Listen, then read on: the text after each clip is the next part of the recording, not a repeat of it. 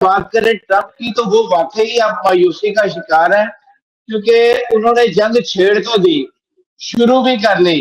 ان کا خیال تھا کہ جیسا وہ ابھی کہہ رہے ہیں کہ ہم ایک طاقتور ملک ہیں، لیکن آپ دیکھیں کہ انہیں مدد مانگنی پڑی نیٹو ممالک سے، لیکن نیٹو ممالک جو ہے انہوں نے ان کی مدد کرنے سے صاف انکار کر دیا ہے۔ آبنۂ ہرمز کے لیے کوئی بھی ملک اپنا جہاز بھیجنے کے لیے تیار نہیں ہے، اور ہو بھی کیوں، پرائی جنگ میں کوئی کیوں کودے؟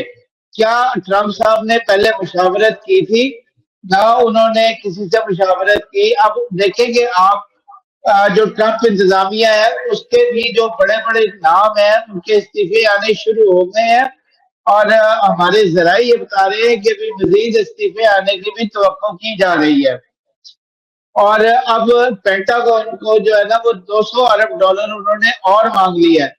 It is a huge amount.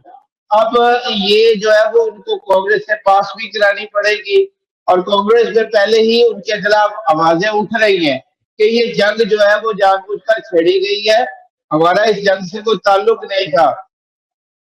پھر جو اسرائیل ہے انہوں نے جب ایران کی جو ہے تیل کی اور گیس کی جو ہے ذخائر ان پر حملہ کیا، تو اس کے جواب میں جو ایران ہے اس نے جو ہے وہ مختلف جگہوں پر، قطر میں، سعودی عرب میں، وہاں پر جو ہے وہ جو تیل کے ذخائر ہیں اور گیس کے ذخائر ہیں اس پر حملہ کیا، اور جس پر جو ہے وہ ٹرمپ کو یہ بیان دینا پڑا کہ اسرائیل نے جو ایران کے ذخائر پر حملہ کیا تھا وہ اس کے علم میں نہیں تھا اور وہ ان کو منع کریں گے۔